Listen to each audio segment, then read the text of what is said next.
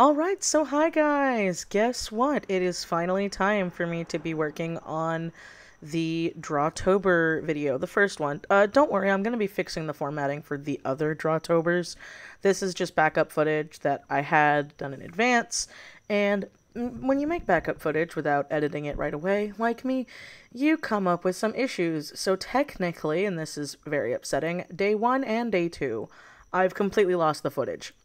It was unusable, something happened, and when I tried to fix it, I ended up losing it fully. When I tried refinding it, it was just gone. There's nothing I could do about it, so I'm going to put the day 1, which was the background thumbnail for, the materials and info video, which, by the way, I will have that linked down below, so if you have any questions on the supplies I'll be using, I use it down there. But yeah, I have the Drawtober, which was honestly a lot of fun to do. I want to talk about this really quick before I get into the speed paint. I promise it won't be long. It won't be long. But what ended up happening was I wanted to do Drawtober instead of Inktober, obviously because of certain things going on, and I like coloring my stuff, and I like working in my sketchbook again. That's been one thing that's been really, really fun with this whole thing, is getting to mess around in my sketchbook with colors and inking and stuff. So for this one, I thought of an idea. Originally, I was going to have it be full of pumpkins, and then I was like, I'm getting lazy. I don't want to do just a full thing of pumpkins and go, so I just went halfway, and I still really like how it looked. Now, and I will put this on screen, I did not make up this font. I didn't trace it, but I did the 3-line method where I ended up looking at it, and because again, I'll put where I reference the original font on screen right now, so people don't think that I stole it, because I didn't. I just really heavily referenced that font because I liked that Drawtober font. I thought it was neat, and so I did all of it freehand, which I'm very proud of myself. Usually I'm really bad at typography, so I really liked that. And I wanted to fit a 2020 at the bottom, and it just was, I forgot to when I already inked everything else. So that's what you got here, some cute pumpkins in that. And then the next one is actually a bust, fully drawn in my sketchbook, that was done for my friend who I was going to visit, of her character Desiree, I believe. I believe it's Desiree. And she's my friend's character. She's been my friend since high school. She's one of the rare friends that have stuck around with me since high school. And she was an amazing bridesmaid in my wedding. And I'll slap a picture of her being a cute butt here, because she's posted pictures of herself online, so that's the way I feel okay posting it, and I've asked her. She said it's okay. So, but look at that cute face. Look at that cute face. Anyway, she had a really cute character, and you guys know me, spoopy, gothic, aesthetic girl characters with a purple undertone. Sign me up. So I had a lot of fun. Also, I really enjoyed doing this one because I really liked the messiness and the cross-hatchingness of the hair. And I'm going to be using that more in the sketchbook for darker colored things, so be prepared for that. But now, let's get into the speed paint portion of the video. Alrighty, so here we are. We are now working on day 3, technically. And for day 3, I actually did this, because again, I did the footage early. I did this on, well, not on, it was the day before, I think, my friend Pastel Monsta, her birthday. If you guys know Pastel Monsta, we used to do live streams every Friday on her YouTube channel. She doesn't stream on YouTube anymore. She streams on Twitch, exclusively on Twitch now. But she does all the time, so I'll put her Twitch info on the screen, because you know how YouTube is. If I put the website that they don't named, even though I did name it, as a basic link in the description, they like to suppress those videos. So you're gonna have to look at it on screen. But she's an amazing artist, and she had these amazing characters. I'll put those on screen as well. Oh, look at me making myself do all this editing work. Isn't it great? But anyway, I really wanted to draw these 2 ice cream girl characters, and Pastel has a very bad habit, which is also my bad habit when we design characters. When we first design characters, we tend to draw chibis or busts of them with no clothes, which is what she did for these 2 ice cream monster girls. But I loved them, and they're very different than her normal characters, and I thought it'd be fun to do something with that. So what I actually did was I went into Procreate, and I messed with the the symmetry tool.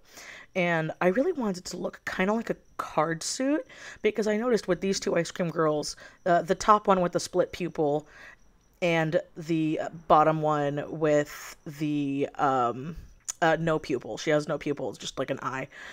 I noticed that they were perfect mirrors except for their bangs, which was really interesting. And so I thought, oh, that's perfect. That is just perfect. And at a certain point, you see me go back and like look at what colors I was going to choose for the pop of color and to go with the monochrome. So what I ended up going with was I went off of their eye color because I felt like their skin colors would have been way too drastic. Because the one with the pupil, the one they used like with the reddy tone, she was mint chocolate chip, so she would have been like a really bright green, and I really liked that pop of orange in her split pupil. I thought that was really interesting. And then for the other one, which was cookies and cream, I believe is what she said, but cookies and cream, yeah, they're ice cream monster girls, like I said earlier. So with cookies and cream, what ended up happening was I accidentally picked a too dark of blue. She has much more of a like lighter blue for her eye. So that was a mistake I couldn't really fix, but I kind of went over it with a Posca pen a little later to lighten it up a bit. And then this is also before, because I did a couple pages out of order, I ended up, I would have done that cross-hatching hair thing for their hair differences if I had learned how to do that properly, like I did with the Desiree picture I showed earlier. But I still like it. I still like the different tones of it. And I was actually having a little bit of difficulty because of the fact that mint chocolate chip is a slightly darker tone than the cookies and cream, because she had the green tone to it. So what I did was I ended up going with, oh, I think it was like warm gray 1 or 2 and filling in her whole body and then shading it, while for cookies and cream I simply did like I think 1, 2, and 3 for shading. I didn't like fill in the body, so it would be a little lighter, and you can definitely tell in person. I don't know for sure if the camera picked it up the way I wanted, but I also went through and I ended up using the black, the warm gray 10 for the cookie features, you know, for the little bits of the nummies, because I felt like I would be able to get more line weight than variation with it, because they're supposed to be like, you know, chunks, not freckles and stuff. And so, yeah, I had a lot of fun with this one. And the paper I actually used behind the picture to make sure it doesn't bleed through, because I've talked about it before when I did my little intro video. Colors bleed through like crazy with these sketchbooks. So I like having spare render paper or square paper to have in the back so it doesn't bleed through, and that way I can protect it. So that way once it's all dry, I won't have to, well, worry about it. And so let's now go into day 4. All right, so we are now on day 4. Yeah, day 4. And this one is actually a chibi. Again, I drew on my iPad and I transferred over with transfer paper, which is why you actually see me go over with my kneaded eraser to lighten the sketch up, because I had to really darken it because there were a lot of details that were lost. I also tried something different this time, which I'm not going to be doing for the rest of them, was I used the number 1 fine liner for the multi-liners in the Sakura Pigma microns. Ugh, tongue twister. Because I kind of liked how it looked, and then I realized I don't like how it looks. It doesn't work the way I thought it would with a brush pen. I was able to get with the other lighter ones, just add layers later. So this is most likely the only one that looks like that. I still like how the picture came out, so don't think of that. But I did this for my friend Bezzy K here on YouTube. She doesn't post a lot, but when she does, her stuff's really good. And she is a really good friend of mine. We've been friends for years, and every year, I swear, she always gets me. She always does an Inktober for me every single year. And it always surprises me, and I was like, you know what? She does one for me every single year. I'm going to beat her to the punch. I'm going to do one for her, and I'm going to do one of her character, Mizzy. Because Mizzy actually isn't my favorite character of hers. It's not a bad character. I still love her, else I wouldn't have drawn her. My favorite character of hers is actually Pikes, but I've drawn Pikes a lot, and I've never really drawn a good picture of Mizzy. I've done a couple in the past, and I think I was commissioned to like a long time ago. But she's a really cute monster girl with a very unique like aesthetic and theme. Her blood turns monsters into like, or I think it's like everyday objects into creatures. Kaylee watches my videos, so she can totally correct me when I'm wrong here. She's also done a lot of amazing work for me like throughout the years. She actually commissioned I commissioned her to design my tattoo and my other tattoos I will be getting in the future. And yeah, she also is really fun to watch her vlogs for. This isn't like a shill, but I really like watching her vlogs. Again, she doesn't make her vlogs public. It's a Patreon only thing, and I'm not saying go support her Patreon. I'm saying that's where I log it, because I think her vlogs are really like funny and quirky, because she like lives on a farm and has like this really crazy different life to me, even though we live in the same state. And so because of that, it's always fun, you know what I mean, when I get to watch her stuff. And I also get to watch her like creative process and stuff when she works on things. And she's one of my bigger inspirations to do more traditional art, because she is like still a strictly traditional artist. She does, don't get me wrong, she does an amazing digital work, but most of her stuff is like almost completely traditional in her sketchbook that she does really, really quick, and it's always very awe-inspiring to me. But that's not why you're here to hear me ramble on about my friend, is it? No, we're here to talk about the video, and we gotta talk about the video, so that's what we're going to do. So what I ended up going with here is Missy's character palette is very monochrome to begin with, so it was a lot easier to like work through. When you're working with monochromes with a splash of color, you want to try to pick a good tone to have. So something that I actually ended up doing is, because her hair is already two-toned, I decided to go with one tone and then lighter gray for the other one, instead of having it both be the darker green and the lighter green. I just thought it was a different pop, and I was still able to make the little creature pop out from the rest of the footage and everything. Also, sorry for the autofocusing thing. I don't know how to fix that. I've turned it off, but it still pulses. If somebody has a Toshiba webcam and you can tell me, please tell me or link me to a tutorial, because that would be very helpful. I've tried looking up stuff for it. I've clicked all the buttons, and it's still, every now and then, just pulses. And there's literally nothing I can do about it, and I would like very much to change that. So another thing I did, which I didn't technically record, I don't know if I recorded in this one or not, but I know you see at the beginning when I was working on the, this brain, you can tell I don't tend to do a lot of commentary over my speed draws where I'm like actually watching it, because I'm watching it right now as I'm doing the audio, so I can like focus, and it's very distracting for my ADHD brain. But all right, you know what, just I got into all the art stuff there. Let's just go into the next part. But I guess I should say hypocrite. To fix up a couple things, I decided to go with a my white Posca and like make a couple things pop. I don't remember why I wrote those numbers down. That's weird. Okay, you're going to get a point where I'm going to write numbers on a sticky note. Do not remember why I wrote those, but I did. So anyway, all right. We're just going to go to the next part. All right, here we go. Last speed paint of the video. And one of my favorites, if you follow me on Twitter, you will know that I am grossly obsessed with Identity V. There's going to be quite a few Identity V like fan arts in this Drawtober, Inktober sketchbook series, because grossly obsessed with it. So this one I was having some difficulty with. What ended up happening, so I ended up drawing Edgar Walden, or Walden. He's a new character in the game, and he's currently in the current essence for his golden ratio skin, which I want. Natisse, give it to me. I need it. I need it.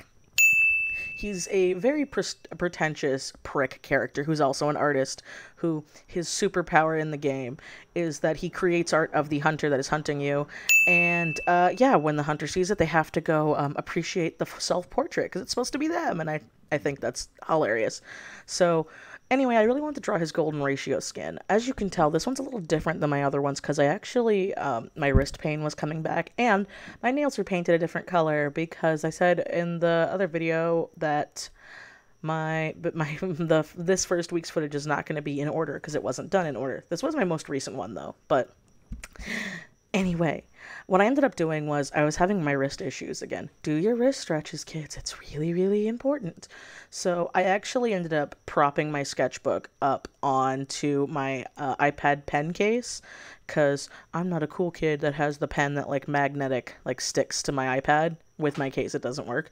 So I actually have a pencil case that I use, and I use to prop my iPad up on it when I, before 6 spiky round by when we were able to leave and I like to draw at a coffee shop. That's what I would kind of do, but can't do that anymore right now. So I just did that with a sketchbook, and it helped my wrist a lot, so that's also why it's at a different angle. And I was having the hardest time working on the filigree for the brooch pen that he had, to a point where I actually stopped recording to finish recording him, because it was literally giving me so many problems, and it was so irritating, and there was nothing I could do about it. So another thing that ended up happening was this is so irritating, but I ended up grabbing the wrong color. This is a me bad, not the marker. I ended up writing the wrong numbers down for this specific pen that I wanted. What I really wanted, because the skin's called the golden ratio, and the skin, as you've seen earlier, because I'm pretty sure I'm going to slap him on screen because he's beautiful boy. Beautiful, very beautiful, pretentious prick artist character. It's a very, like, pastel-y muted palette, but I wanted the gold to pop, but I also broke my own rule. I technically gave the Philosopher's Stone the red hue to it, because I felt like that being muted was not right, but I felt like golden ratio needed golden, so what I ended up doing was the color I thought was supposed to be a pastel powdered yellow for his hair and the golden bits ended up being this peachy color. Now, I ended up liking the result like the next day because I really was angry about that. If you guys know anything about working with markers, when you grab the wrong color and you don't realize it and you put it down, you just instantly go and it's really irritating. But I tried to make it work. I added some browns and a couple other yellows to like bring it out a bit. It's still very peachy, but I ended up liking it overall. And what I ended up using was I actually did break my rule, and I did use a zebra highlighter, the muted highlighters for the red tone, because I didn't want to use a bright red. I wanted a more of like a, I still wanted it to pop, but I felt like a bright red was going to be too strong for it, so I did use that. That wasn't in my video, so the zebra muted liners, that's what that is. So, but yeah, I really like the outcome of how it came out. I had a blast doing it. Background I'm so on. But I'm really excited to work on the next couple days, which I will actually be doing a live stream on this channel because Mama's had to focus on work, guys, and challenges are fun, and I still want to do this, but I'm most likely going to do a live stream either Sunday the... let's look at the date. Sunday the 11th. If not, it would definitely be Monday the 12th, and I will be streaming on YouTube. I will not be streaming on Twitch for that. And then I'm going to still save the video and edit that down, joy, and edit that down to be a speed paint separately for the people who miss live streams and stuff. So I just wanted to point that out there. I know that's kind of weird to put that in here, but I wanted to point it out, which is also why it's taken so long, because like I said, Mama got a job, and I gotta make money before I can do fun stuff, because this challenge, while fun and exciting, is still a fun challenge I do on my free time. So yeah, I'm excited for that. I hope you guys are too. Let me know if you like this, and hopefully when I edit this again next time, it won't be as scatterbrained and I won't lose footage. We gotta pray to those bad luck gods, guys. But thank you, as always, to my amazing Patreon patrons. Without them, literally none of this would be possible at all. Literally, I would not have, like, I wouldn't even be able to award myself the time to edit this and do the things that I'm doing right now if it was not for them. Every little bit helps so much. And if you can't be a patron, that's fine. Please like, comment, and subscribe, because that helps the stupid bot tell you that you want to see my videos, because that's how this website works now. All my other social medias are in my Linktree link down below. And as always, guys, I will see you next time. Bye!